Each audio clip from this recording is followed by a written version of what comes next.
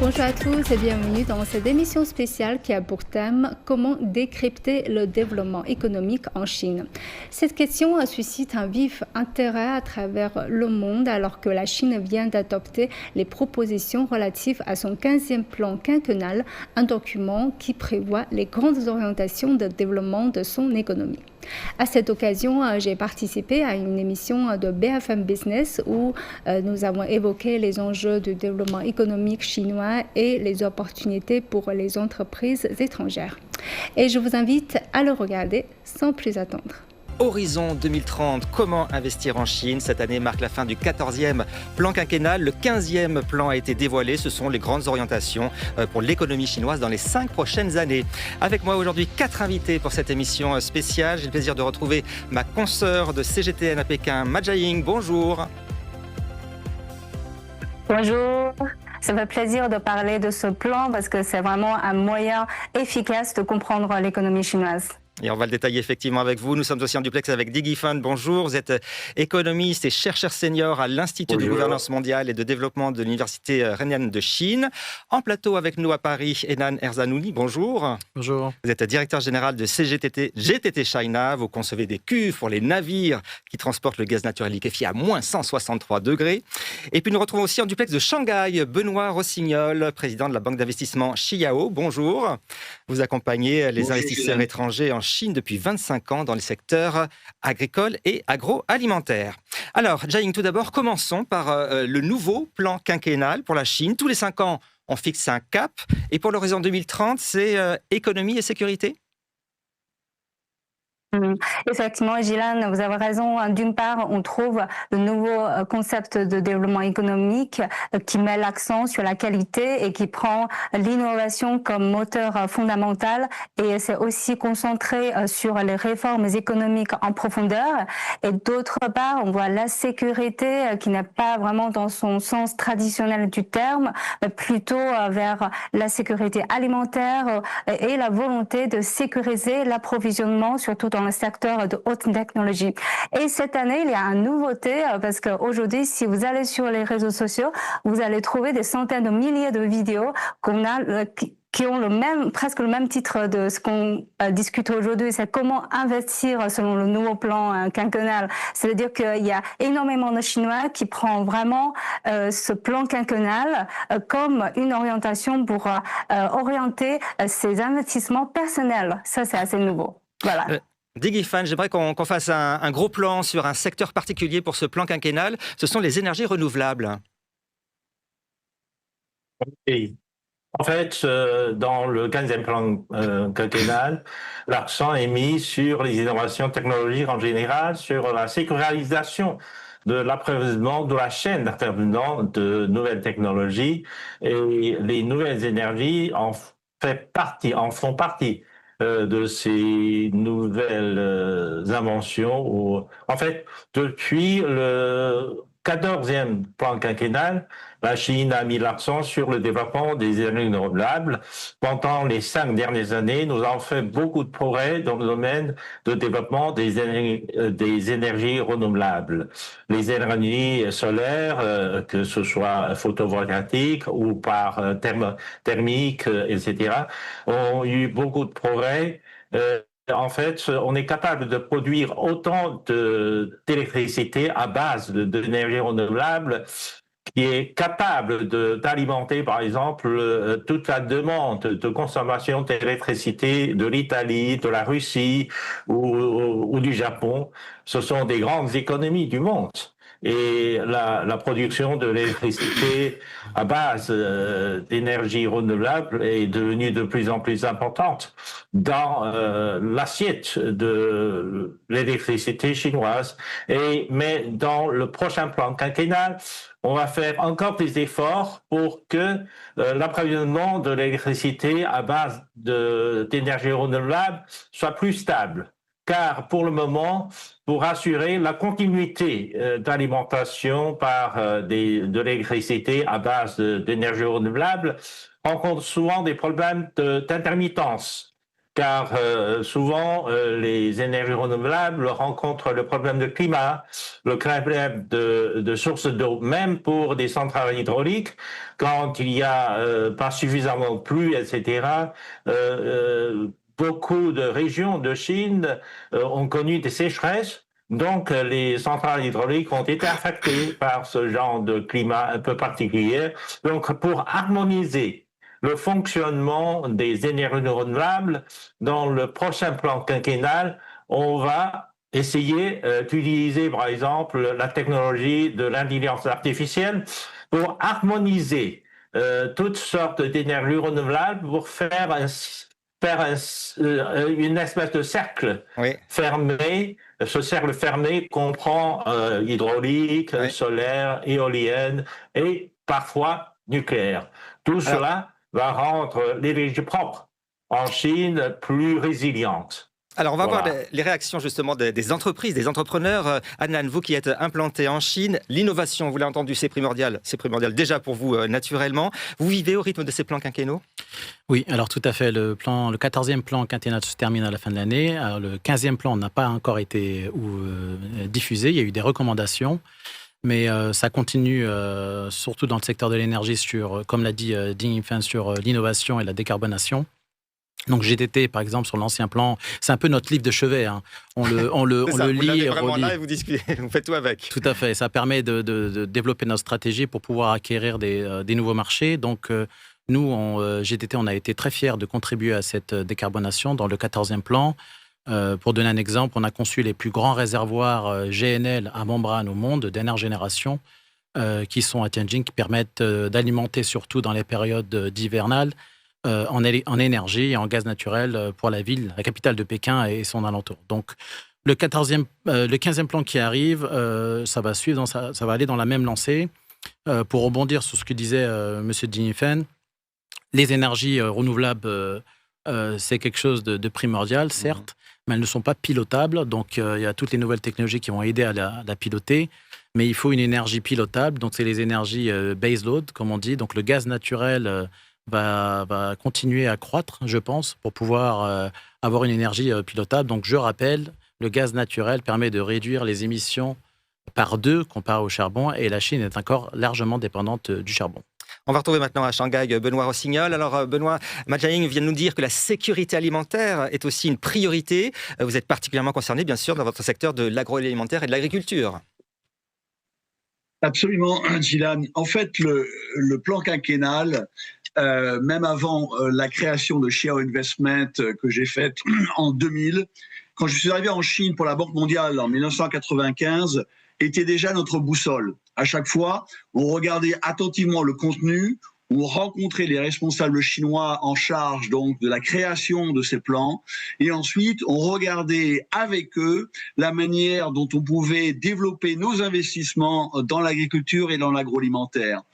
Et lorsque j'ai quitté la Banque mondiale donc pour créer donc cette banque d'investissement spécialisée dans la filière agricole agroalimentaire qui a maintenant 25 ans, on a fait la même chose et on a vécu donc on va vivre le 6e plan quinquennal.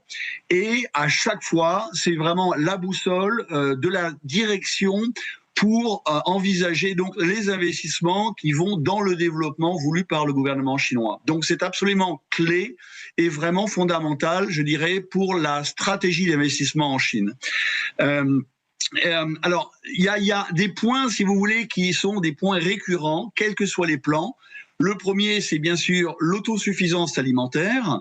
C'est un point de plus en plus géostratégique avec une priorité du gouvernement pour développer des capacités de production locales pour permettre donc une dépendance vis-à-vis des importations de l'étranger en matière agricole et agroalimentaire qui soit contrôlée et qui soit le plus souvent à même d'être substituée par une production locale. L'objectif, c'est de permettre également à une population agricole chinoise de se développer, de maintenir donc la population dans les campagnes, d'éviter, si vous voulez, cette population qui doit migrer dans les villes, donc les garder dans les campagnes et d'amener donc le développement économique au niveau donc des campagnes agricoles chinoises. Voilà. Alors, on va retrouver Diggy Phan. Voilà pour l'essentiel de ce plan pour les 5 prochaines années. Je voudrais maintenant qu'on parle du climat économique actuel en Chine. Alors, cette croissance avec l'objectif de 5%, on y est ou on n'y est pas? En fait, oui. Si vous regardez un peu l'évolution du taux de croissance en Chine depuis ces 20 dernières années, il y a un processus de décélération.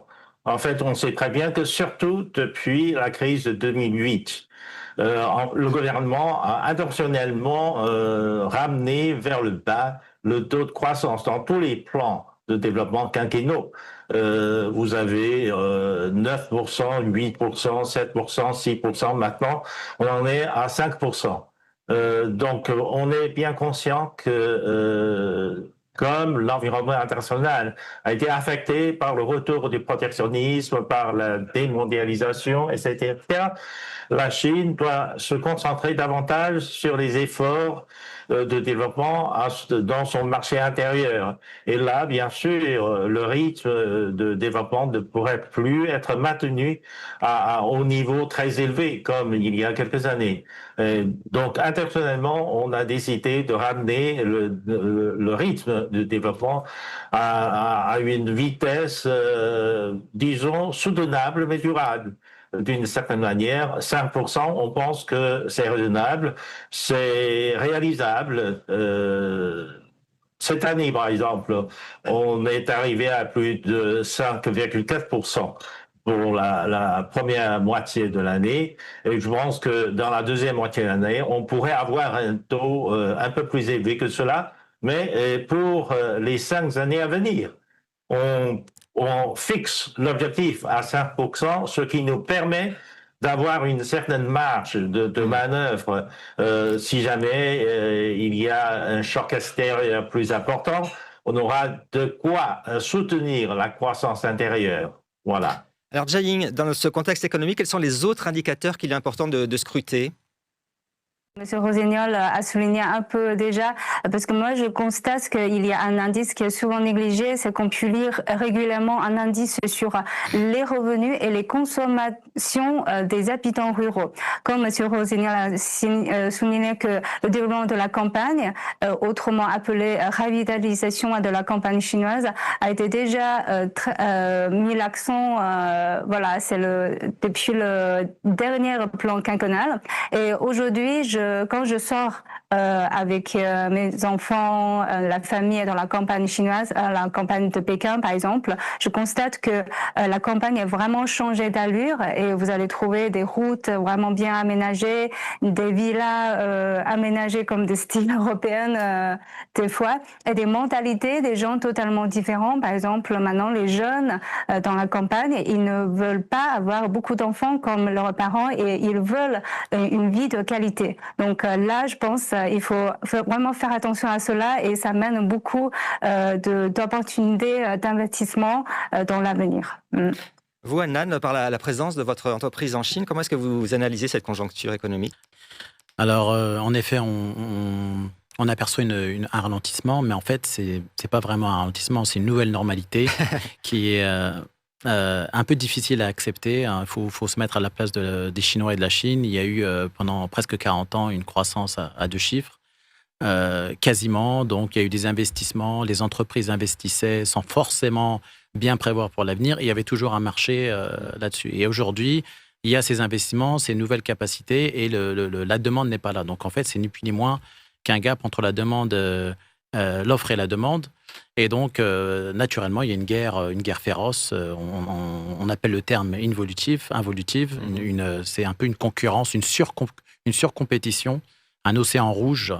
En fait, c'est une compétition. Par des prix qui sont de plus en plus bas, c'est ça? Voilà. Beaucoup plus bas, des marges très très basses, des fois pas de marge, en espérant qu'un ou plusieurs acteurs disparaissent pour pouvoir avoir des marges positives. Donc, c'est plutôt quelque chose de pas forcément très sain. Et ça peut être régulé?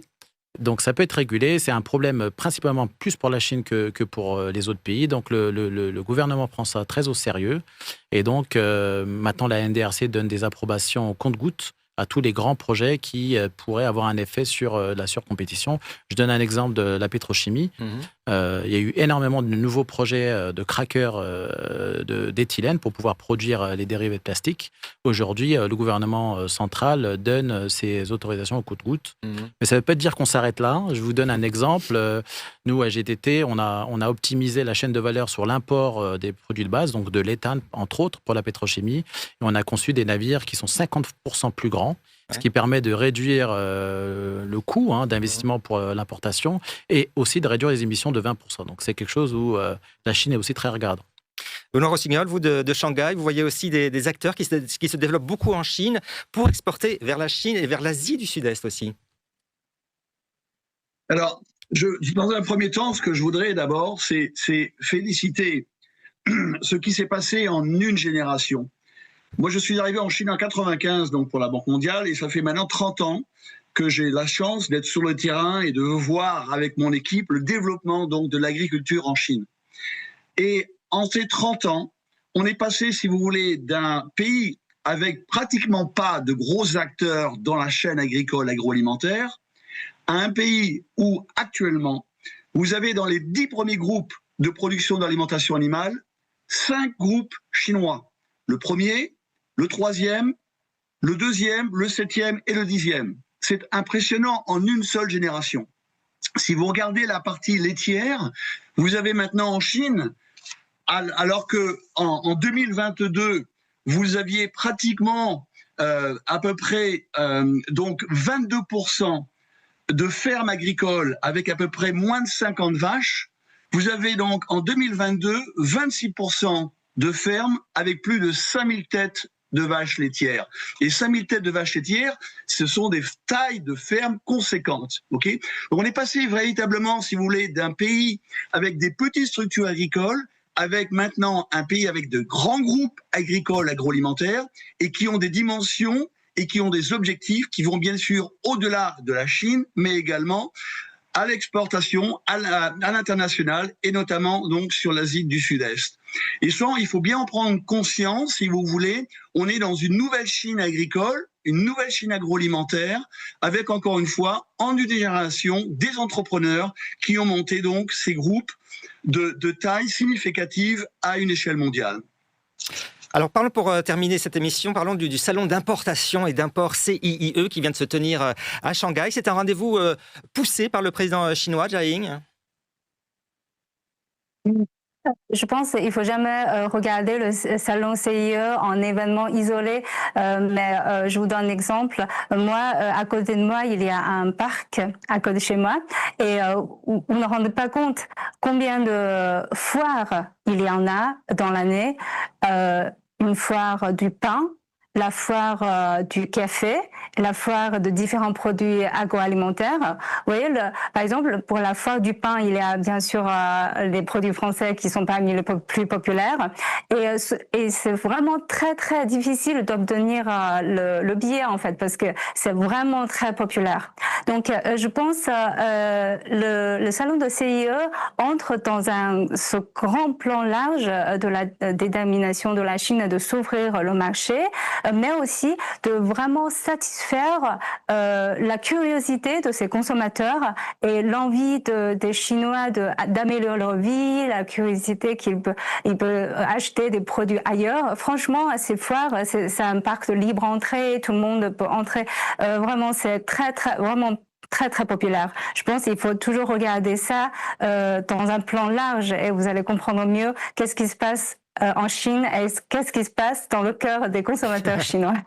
Justement, Adnan, vous aviez un stand au CIE, c'est pour représenter la haute technologie française, aux côtés, je crois, d'Airbus, d'Air Liquide aussi.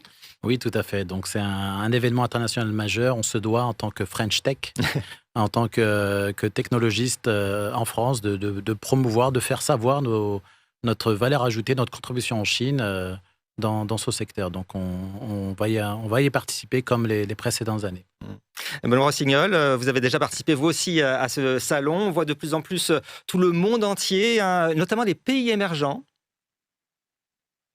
Tout à fait, Gilles. En fait, ayant la chance, bien sûr, d'être basé à Shanghai, on a participé depuis le début à cette excellente initiative. Le salon du CIE, c'est le salon où on rencontre tout le monde. on rencontre des groupes étrangers qui viennent prospecter le marché. C'est le salon où on voit des gens qui viennent, et notamment de gros groupes américains qui viennent pour faire la promotion de leurs produits agricoles. On voit aussi des groupes de toute la Chine, de toute taille, qui viennent être présents pour discuter soit achat, soit import, soit partenariat. Beaucoup de nos clients, à commencer par les groupes Danone, Nestlé, sont présents, encore une fois, pour pouvoir échanger avec donc ces groupes qui viennent du monde entier. Vous avez raison, on voit de plus en plus sur ces dernières années des groupes de pays émergents, de groupes des pays africains, de pays d'Asie du Sud-Est, qui viennent également pour discuter d'investissement dans leur propre pays et rencontrer donc des acteurs locaux qui sont des acteurs donc qui ont maintenant un savoir-faire qui peut s'exporter et qui donc est à même de pouvoir bénéficier à ces pays en voie de développement. Donc personnellement, moi, je ne peux que recommander la participation à ce salon qui est un salon vraiment important, de taille et avec un impact réel. Voilà pour mon point de vue, Gilhan. Diggy Phan, quels sont selon vous les secteurs les plus prometteurs pour les entreprises étrangères en Chine dans les 5 années à venir, horizon 2030 donc? Oui, il y en a beaucoup. Parce que, en fait, dans les 5 ans à venir, l'objectif du gouvernement chinois est de promouvoir aussi les technologies innovantes. Dans le domaine de l'intelligence artificielle, les applications liées à l'intelligence artificielle, il y en a beaucoup. Il y a beaucoup d'applications dans ce domaine-là, mais il y a aussi, si vous regardez par exemple du côté du service, et la Chine est entrée dans la phase d'une société vieillissante avec une croissance de sa population, du troisième âge, etc. Donc, l'industrie, disons, de services pour le troisième âge, etc., est en pleine expansion. Donc, il y a des maisons de retraite, etc., françaises, qui sont venues en Chine à la recherche des opportunités d'investissement. Là aussi, il peut y avoir beaucoup d'investissements. La Chine est ouverte. Le fait même d'organiser le salon d'importation, rien que pour l'importation, montre l'attitude du gouvernement chinois pour ouvrir davantage son marché aux investisseurs étrangers.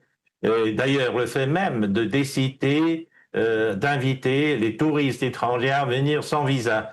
Les Français peuvent venir en Chine sans visa. Ce traitement est prolongé pour la fin de l'année prochaine. Tout cela démontre la volonté du gouvernement chinois de s'ouvrir davantage au marché international, au marché du monde. Et je pense que il y a beaucoup d'opportunités. Il faut venir voir sur le terrain, car dans beaucoup de domaines, la Chine est en train de s'ouvrir davantage. Jiaying, comment avoir un peu plus d'idées encore pour investir? Qu'est-ce que vous nous diriez pour conclure? En fait, je vais continuer un peu sur l'idée de M. Ding Phan parce que c'est vraiment ce que je pense, c'est qu'il faut vraiment venir voir sur le terrain. Vous voyez, il y a une fois, une amie française était en voyage en Chine et elle était malade, elle était à l'hôpital et elle a besoin d'une perfusion intraveineuse et l'infirmière a du mal à trouver ses veines. Et elle m'a dit, tiens, en France, il y a un outil, voilà, on colle sur la peau et on voit la veine. Et elle dit, c'est une opportunité fantastique de vendre ces produits-là en Chine. Donc vraiment avec la politique visa, je vous invite et je vous invite Gilhan, pourquoi pas de venir en Chine, vraiment d'être sur le terrain et je pense les idées vont venir vraiment une fois sur place. C'est très inspirant, je vous assure. Attention Jiaying, vous m'avez invité, je vais venir vous voir à Pékin un jour. Voilà, avec plaisir. Prendre un thé avec nous. Voilà, un petit thé. On voit votre thé d'ailleurs. Et c'est à quoi votre thé aujourd'hui ?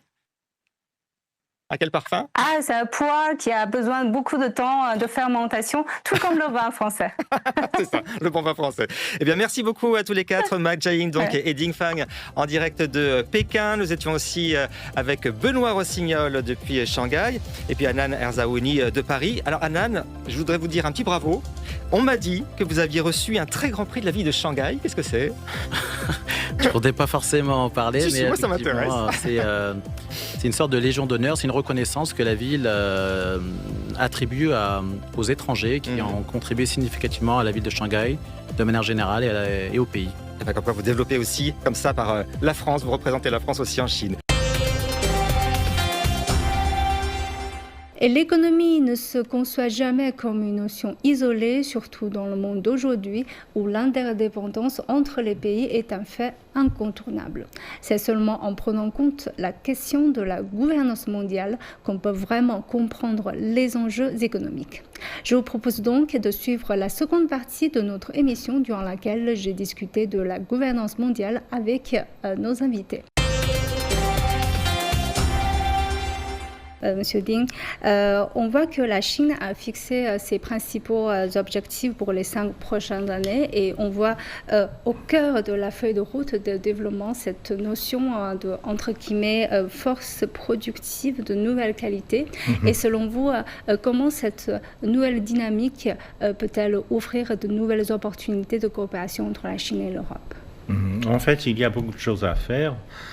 Pour le développement de forces productives de nouvelle qualité, il y a d'abord des technologies émergentes, telles que l'intelligence artificielle et l'application de l'intelligence artificielle dans des secteurs divers afin d'élever le niveau de productivité et la précision de la production, la standardisation de la production, etc. etc.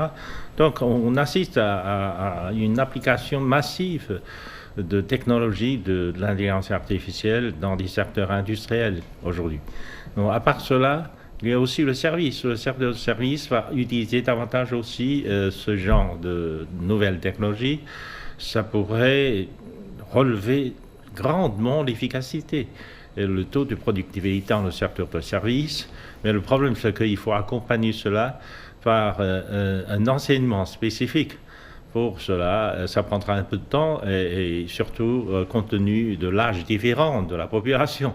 Tout cela, ce sont des opportunités de coopération. Eh bien, là, dans ce domaine de régulation, par exemple, réglementation de technologies intelligence artificielle, il y a beaucoup de choses à faire entre la Chine et l'Europe. C'est du point de vue des autorités officielles. Mais à part cela, il y a beaucoup de choses à faire entre les entreprises. Monsieur Taché, quel est votre regard sur cette question? Avez-vous des expériences ou des exemples concrets à partager avec nous? Eh bien, je pense qu'effectivement, ce 15e plan de planification est porteur d'opportunités très concrètes pour la coopération franco-chinoise. Je pense évidemment en particulier à la transition énergétique. Je l'ai dit, c'est vraiment le défi auquel on doit faire face. Nous avons aujourd'hui énormément de points communs entre ce que nous voulons faire en Europe et en particulier en France et ce que la République populaire de Chine veut faire en matière de transition énergétique. Moi, quand je me suis rendu en Chine, j'ai pu aller visiter la centrale nucléaire de la baie de Daya, la première centrale nucléaire chinoise, qui a été construite dans le cadre d'une coopération franco-chinoise entre EDF et l'entreprise CGN.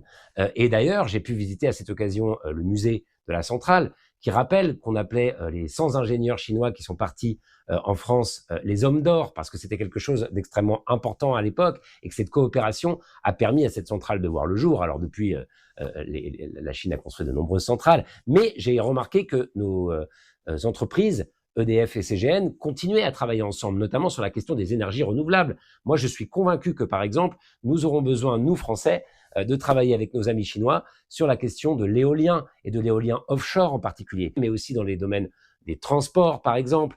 Je sais que l'entreprise BYD est vraiment sur la question des voitures électriques en pointe. Renault, avec notamment le projet de Twingo électrique, a été rencontré des partenaires chinois, est en train de se rapprocher de fournisseurs chinois et peut-être même demain, il y aura, ces entreprises le décideront si elles le souhaitent bien sûr, mais des joint ventures comme on pouvait voir par le passé et ce sera peut-être plus les Français qui transféreront des technologies aux Chinois, mais peut-être l'inverse. Et c'est très bien, c'est comme ça. La coopération doit avancer au nom de ce concept de civilisation humaine, au nom de la transition écologique que nous devons réaliser. Donc j'identifie dans les questions de transition énergétique le sujet des énergies renouvelables, le sujet voitures électriques, et il y a bien d'autres domaines dans lesquels nous pourrions travailler, l'agriculture intelligente par exemple, tout un tas de sujets comme cela où je pense vraiment que la coopération franco-chinoise va devoir aller de l'avant dans les années à venir. Voilà, c'est la fin de cette émission. À la prochaine.